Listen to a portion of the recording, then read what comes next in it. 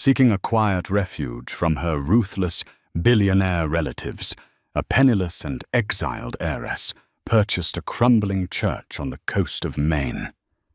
She only wanted peace, completely unaware that her estranged family had just inadvertently sold her the key to their stolen empire. Beneath the rotting floorboards, she didn't find sanctuary. She found the crypt. To understand the sheer magnitude of the earthquake that hit the Harrington family, you first need to understand their pride. The Harringtons were old money royalty in Boston, their wealth built on a foundation of 19th century shipping empires and ruthless 20th century real estate acquisitions. Arthur Harrington, the current patriarch, ran the family trust like a mafia don. Loyalty was rewarded with trust funds and penthouses. Dissent was punished with absolute erasure. Clara Harrington was his youngest daughter, and she was the only one who possessed a conscience. While her older sister, Victoria, spent her 20s climbing the corporate ladder by liquidating pension funds and evicting tenants from the family's commercial properties, Clara had quietly funded legal clinics for the very people her family displaced. The breaking point arrived on a rainy Tuesday in November. Clara discovered a hidden ledger detailing a network of offshore shell companies her father used to bleed their domestic charities dry, funneling millions into untraceable Cayman accounts. When Clara confronted Arthur in his mahogany-paneled study, he didn't apologize. He gave her a choice: burn the ledger and marry the son of a prominent Wall Street ally, or walk out the door with nothing but the clothes on her back. Clara chose the door. The retaliation was swift and brutal. Within 48 hours, Clara's credit cards were frozen. Her trust fund was irrevocably dissolved under a morals clause her father had secretly embedded in the fine print years ago. Her luxury apartment was reclaimed by the holding company. Thomas Whitmore, the family's icy lead attorney, handed her a cashier's check for $50,000, a severance package he called it, alongside an ironclad non-disclosure agreement. If she spoke a word of the offshore accounts to the press, they would bury her in litigation until she was bankrupt and imprisoned.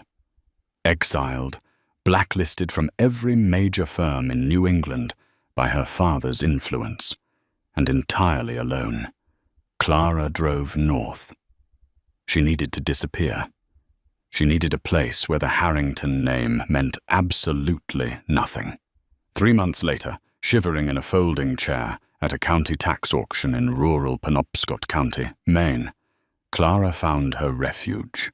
It was listed as Parcel 402, St. Jude's Episcopal Church, built in 1892, abandoned since 1974. The photographs on the auctioneer's projector showed a towering, dilapidated Gothic structure surrounded by overgrown hemlock trees. The roof was missing shingles, the stained glass was shattered, and the stone foundation looked as though it were slowly being swallowed by the damp earth. To anyone else, it was a money pit, a bulldozer's dream. To Clara, it was a fortress. She won the deed for exactly $42,000, leaving her with a meager $8,000 to her name to survive the freezing Maine winter and make the building habitable. Her first night in the church was a masterclass in misery. The wind howled through the broken rose window, and the smell of rot, wet pine, and generations of mildew hung heavy in the freezing air. Clara slept in a heavy thermal sleeping bag on the dusty wooden floor of the nave, wrapped in 2 wool coats.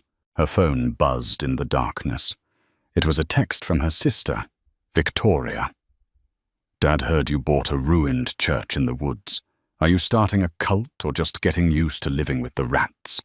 Offer still stands to come back and beg. He might let you run the mailroom." Clara didn't reply. She turned her phone off, staring up at the vaulted, cobweb-draped ceiling. She was going to rebuild this place with her own 2 hands. She just didn't know yet that the church was already hiding something infinitely more valuable than salvation. The discovery happened entirely by accident in her 3rd week of grueling, solitary renovations. Clara was attempting to rip up the water-damaged floorboards behind the heavy oak altar. The wood here was warped and black with rot, and she had spent 3 hours sweating in the freezing draught, prying rusted iron nails loose with a heavy crowbar.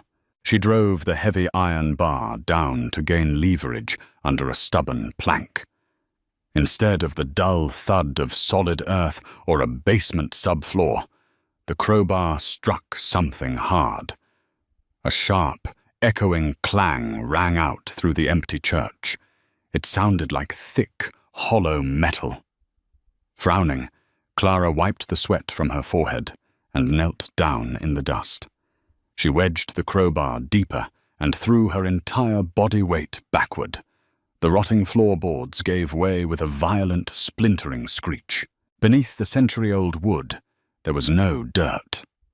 There was a massive, circular iron ring welded to a heavy steel plate that had been deliberately concealed beneath a layer of false floor joists. It looked like the hatch of a submarine, oxidized and covered in decades of dust, but undeniably man-made.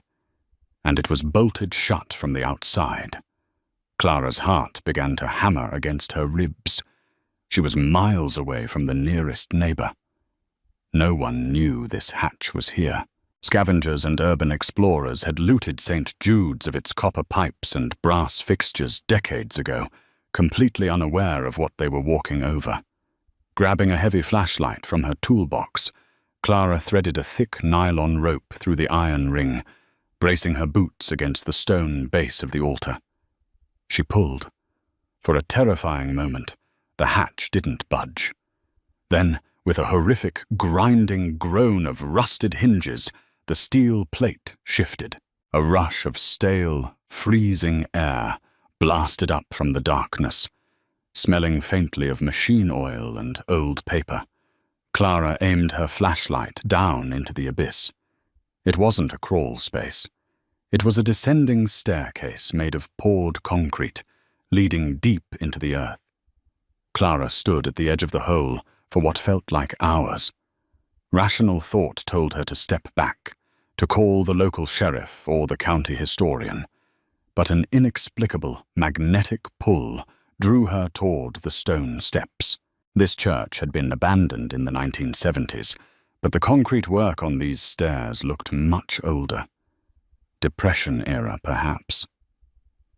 Armed with her heavy maglite and a rusted hammer for protection, Clara slowly descended into the crypt. The temperature dropped drastically with every step. The staircase spiraled down at least 20 feet below the foundation of the church, far deeper than a standard basement. At the bottom, her flashlight beam cut through the pitch-black darkness and illuminated a solid brick wall. No, not just a wall. A dead end. Clara let out a breath she didn't realize she'd been holding, a mix of relief and profound disappointment washing over her. Just an old bomb shelter, or a forgotten coal cellar, she thought. But as she swept the beam across the masonry, she noticed the mortar. It was sloppy, completely out of character with the immaculate stonework of the church above. The bricks were uneven. She stepped closer, tapping the head of her hammer against the center of the brick wall. It sounded hollow. Driven by a sudden, frantic adrenaline, Clara swung the hammer with all her might. The rusted iron head smashed into the center brick. It crumbled instantly. It wasn't a structural wall. It was a hasty, single-layer facade meant to hide whatever was behind it. It took her 40 minutes of exhausting labor to smash a hole large enough to crawl through. When she finally stepped through the rubble into the chamber beyond, the flashlight slipped from her trembling hands and clattered against the stone floor. Embedded into the bedrock of the main earth was a massive, gleaming Mosler Bank vault door. It was a masterpiece of 1920s engineering, 7 feet tall, solid steel, adorned with heavy brass combination dials and a terrifying array of locking bolts. It belonged in the basement of a Manhattan Federal Reserve, not buried beneath an obscure rural church. Clara picked up her flashlight, her hands shaking uncontrollably. She wiped away a thick layer of dust from the gleaming brass plate riveted to the center of the vault door. The engraved words stopped the blood in her veins. Custom engineered for A. Harrington, 1929. Archibald Harrington, her great-grandfather. Clara collapsed against the cold stone wall, her mind spinning. The family lore regarding Archibald was legendary, a cautionary tale taught to every Harrington child. According to Arthur, Archibald was a brilliant but reckless patriarch who lost the family's original shipping fortune in the Wall Street crash of 1929. He was said to have died penniless in a sanitarium, leaving his sons to rebuild the empire from scratch. The family hated Archibald. They blamed him for their near ruin. But penniless men do not build million-dollar subterranean bank vaults beneath rural churches. Clara approached the heavy combination dials. They were pristine, sealed from moisture by the dry, stagnant air of the deep earth. There were 3 dials. She needed a combination. She spent the next 3 days in a state of obsessive mania. She drove into town, using the free Wi-Fi at the local library to research everything she could find about St. Jude's Church and Archibald Harrington. She uncovered a forgotten property, deed from 1928. St. Jude's wasn't built by Archibald, but he had anonymously bailed out the parish when it faced bankruptcy, on the condition that he be allowed to build a private family mausoleum beneath the grounds, a mausoleum that never held a body. Clara knew her great-grandfather's history.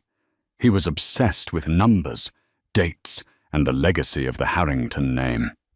She returned to the vault on the 4th night, armed with a list of dates: Archibald's birthday, his wedding anniversary, the date the Harrington Shipping Company was founded. None of them worked. The heavy steel wheel refused to turn. Frustrated, Clara slumped against the vault door. She thought about her own exile. She thought about her father's cruelty and how history seemed to repeat itself. Archibald hadn't lost the money in the crash. He had hidden it. But why? She closed her eyes, remembering a quiet conversation she'd had with her grandmother years ago, right before the old woman passed away. Archibald didn't trust his sons, her grandmother had whispered. He saw the greed rotting them from the inside. He told them the money was gone so they would have to learn to work, but they never forgave him. They locked him away for it. He hid the money to keep it away from his greedy heirs. Clara sat up straight. If Archibald hid the money from his sons, he wouldn't use combinations that celebrated the family's triumphs. He would use the dates that broke them. She stood up and grasped the first brass dial. She spun it to October the 29th, 29, Black Tuesday, the day he supposedly lost everything. Click. She grabbed the second dial. The date his sons had him committed to the sanitarium, April 14th, 31. Click. Her hands were slick with sweat. The third dial. She thought frantically. What was the final nail in the coffin? The date he died. Alone, abandoned by the very family he tried to teach a lesson. November 2nd, 34. Clara turned the third dial. Click. A profound, heavy silence fell over the dark chamber. Clara gripped the massive steel wheel in the center of the door and pulled. The mechanics inside the door groaned a deep, metallic shifting of gears that hadn't moved in nearly a century. With a rush of pressurized air, the 3-ton steel door swung outward perfectly on its lubricated hinges. Clara stepped into the vault. It was a room measuring roughly 20 by 20 feet, entirely lined in steel. In the center of the room sat a massive mahogany desk, perfectly preserved in the dry environment. But it was what lined the walls that made Clara's knees buckle. Stacked floor to ceiling on reinforced steel shelving were wooden crates. Clara approached the nearest one, wedging her crowbar under the lid and snapping it open. Gold. Rows upon rows of heavy, dull yellow bullion bars stamped with the insignia of the United States Mint, dated 1928. There were dozens of crates just like it. At today's market value, there had to be tens of millions of dollars in gold alone. But the gold wasn't the true treasure. Clara walked over to the mahogany desk. Resting in the center was a leather-bound ledger, a stack of heavily yellowed documents, and a sealed envelope. Clara picked up the documents first. They were bearer bonds, untraceable, completely legal to whoever physically held them. Millions of dollars in Depression-era corporate bonds that had matured decades ago. Next were the deeds. Clara carefully unfolded the crisp, heavy parchment. They were property deeds to prime real estate in Manhattan, Boston, and Chicago, all purchased under incredibly obscure holding companies in the late 1920s. Land that the Harrington family currently believed they leased from anonymous overseas conglomerates. They didn't own it. Archibald owned it. And now, holding the physical bearer shares of those holding companies, Clara owned it. She picked up the sealed envelope. The thick parchment was addressed in elegant, sweeping fountain pen ink. To the Harrington who finds this. If you are standing here, it means you were driven out. Clara broke the wax seal with a trembling thumb and pulled out the letter. My dearest descendant, the letter began. If you have breached this vault, it means the greed of my sons has continued down the bloodline. They care only for the hoarding of power, stripping the humanity from our family name. I did not lose the Harrington fortune. I stole it from them. I buried the roots of our empire in the dark, waiting for a seed capable of bearing better fruit. Inside this vault lies the absolute control of the Harrington Empire. Use it to destroy what they have built, or use it to build something new. The power is yours. Clara stared at the letter, tears blurring her vision. She wasn't just a disinherited daughter anymore. She was holding the strings to her family's entire empire. Her father, Arthur, had exiled her to protect his throne, totally unaware that he had just forced her directly into the secret armory that could burn his kingdom to the ground. And Clara was ready to light the match. Clara didn't leave the vault for 2 days. She slept on the cold stone floor, wrapped in her heavy coat, surrounded by the physical manifestation of her family's original sins. When she finally emerged from the crypt, blinking against the harsh Maine sunlight filtering through the broken stained glass of St. Jude's, she was no longer the frightened, disowned daughter Arthur Harrington had cast out. She was the ghost of Archibald Harrington, armed with the financial equivalent of a nuclear warhead. But Clara was smart enough to know that walking into a bank with a crate of 1928 gold bullion and a stack of bearer bonds was a fantastic way to get arrested, or worse, flagged by her father's network of informants. She needed capital. She needed anonymity. And she needed a legal proxy entirely immune to Harrington influence. Her first move was a masterpiece of desperate logistics. Clara packed exactly 3 gold bars into a heavy canvas duffel bag, drove across the Canadian border to Montreal, and walked into the heavily fortified offices of a discreet, high-end private assayer. They authenticated the gold, took their hefty commission, and wired the resulting $2.1 million into a newly established secure account at Pictet Group, a Swiss private bank known for its impenetrable client confidentiality. With initial operating capital secured, Clara flew to New York City to hire the one man her father truly feared, Richard Kensington.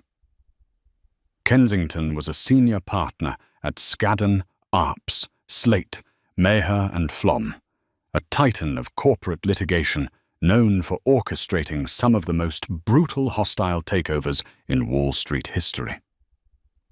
When Clara walked into his Madison Avenue office wearing a thrift store trench coat, his assistants tried to throw her out. But when she unzipped her leather portfolio and dropped Archibald's 1929 holding company deeds on his glass desk, Kensington cancelled his afternoon appointments. "Your father," Kensington murmured, adjusting his silver-rimmed glasses as he examined the century-old watermarks, "has spent the last 3 decades building a skyscraper on a foundation he doesn't actually own. These holding companies, they control the ground leases for Harrington Tower, the Boston Shipyard properties, and the Chicago commercial blocks. Arthur believes these leases are held by an anonymous British conglomerate." "They are," Clara replied coldly. "A conglomerate Archibald created in 1928 to blind his sons. And I possess the physical bearer shares. I own the conglomerate." Over the next 6 months, Clara orchestrated her silent war, operating entirely behind the corporate veil of a newly formed LLC named St. Jude Holdings. She and Kensington executed a precise, 3-pronged strategy to dismantle Arthur Harrington's empire from the shadows. Asset liquidation and transfer. Transfer.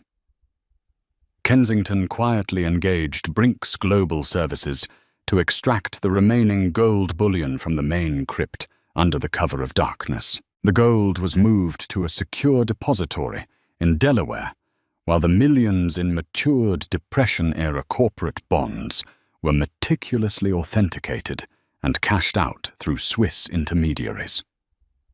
Cornering the debt. Arthur Harrington's empire was bleeding. His offshore siphoning had left his domestic companies highly leveraged. St. Jude Holdings quietly began buying up Harrington Enterprises' commercial debt from secondary lenders, acquiring it at a premium to ensure no one asked questions. "Tell someone some..."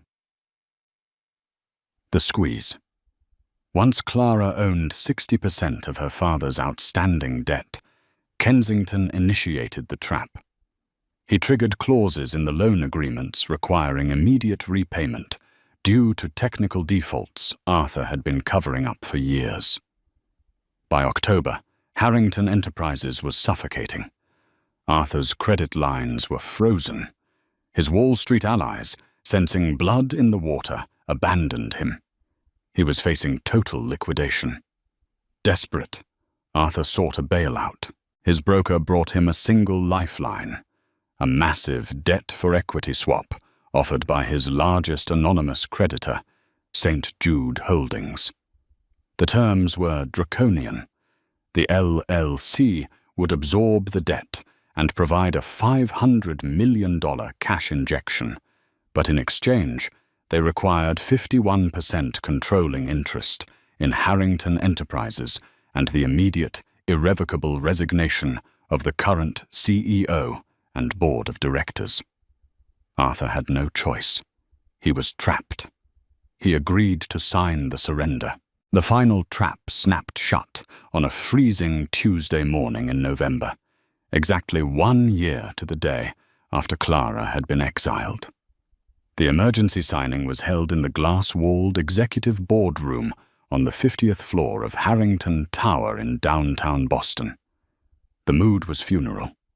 Arthur Harrington sat at the head of the long mahogany table, looking 10 years older, his face pale and drawn. Victoria sat to his right, her usual arrogant sneer replaced by a tight, white-knuckled grimace. Beside them was Thomas Whitmore, the family's lead attorney, sweating profusely as he reviewed the brutal terms of the takeover contract. "This is corporate butchery," Victoria snapped, glaring at the empty chairs opposite them. "Whoever is running St. Jude Holdings is intentionally gutting us. Dad, we can fight this in bankruptcy court." "And let the SEC look into our offshore accounts," Arthur hissed, rubbing his temples. "We sign. We take the severance. We survive." At exactly 10 a.m., the heavy glass doors of the boardroom swung open. Richard Kensington walked in first, his tailored charcoal suit immaculate, carrying a single leather briefcase. He did not sit. He stood beside the door, waiting. A moment later, Clara stepped into the room. She wore a sharply tailored navy blue blazer and carried no bags. Her posture was perfect, her expression an impenetrable mask of absolute calm. The silence in the boardroom was absolute. For a long, agonizing moment, Arthur merely stared at his youngest daughter, his brain failing to process her presence. Victoria let out a sharp, derisive laugh. "Clara, are you insane?" Victoria stood up, pointing towards the door. "Security is going to drag you out of here in handcuffs. You violated your NDA by stepping foot in this building. Get out!" Clara didn't blink. She walked slowly toward the empty chair at the opposite end of the table and sat down. "I'm not here to violate an NDA, Victoria," Clara said, her voice steady and echoing off the glass walls. "I'm here to sign a contract." Thomas Whitmore dropped his pen. It clattered loudly against the hardwood table. "Arthur," the lawyer whispered, his face draining of all color as he looked from Clara to Kensington. "Richard Kensington is the registered legal proxy for St. Jude Holdings." Arthur Harrington slowly rose from his chair, his hands trembling as he gripped the edge of the table. "You," he choked out, his voice a raspy whisper. "You are St. Jude? That's impossible. You have nothing. I took everything from you." "You took everything you knew about," Clara corrected gently, though her eyes were ice. She nodded to Kensington. The lawyer opened his briefcase and slid a heavy, yellowed piece of parchment down the length of the polished table. It stopped directly in front of Arthur. "What is this?" Arthur demanded, staring at the wax seals. "That is the master ground lease for the land sitting directly beneath this building," Clara said, leaning forward. "Signed in 1928 by your grandfather, Archibald. It turns out Archibald didn't lose the money in the crash. He hid it.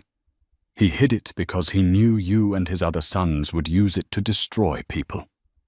I found his vault beneath the church you mocked me for buying."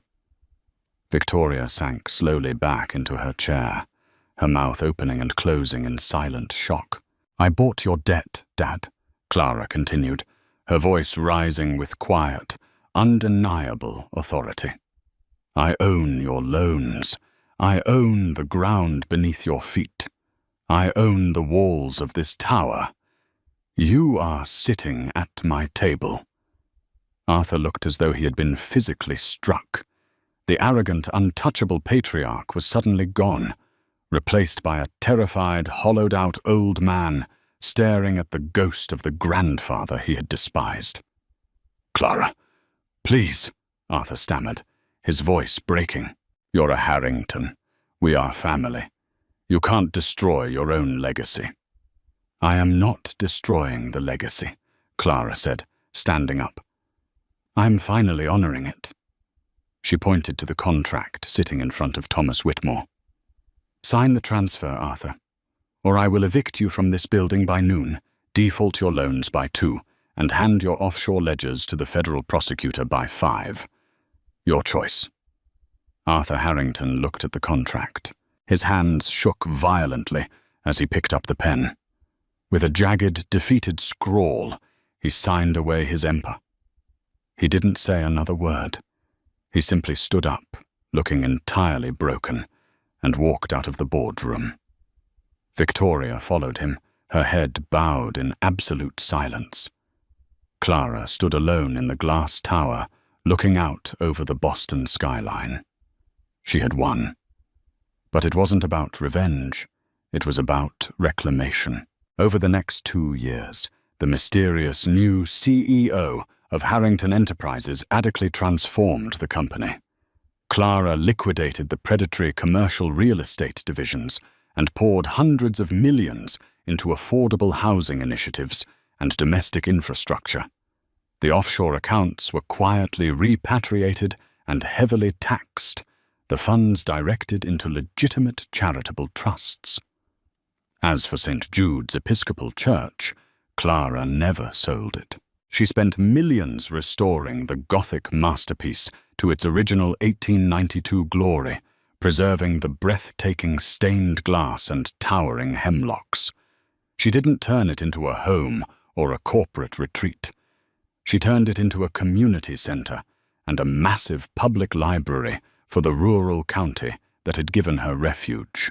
Deep beneath the altar, the great steel vault of Archibald Harrington remained open and empty. No longer a tomb for a family's greed, but the foundation stone of a daughter's redemption. What an incredible journey of betrayal, hidden history, and ultimate justice. Clara's story proves that sometimes the very things meant to destroy us lead us exactly to where we belong. If this wild, true tale of the Harrington Vault kept you on the edge of your seat, smash that like button. Don't forget to share this video with a friend who loves a good revenge story, and subscribe to the channel for more unbelievable, real-life mysteries and hidden fortunes. See you next time.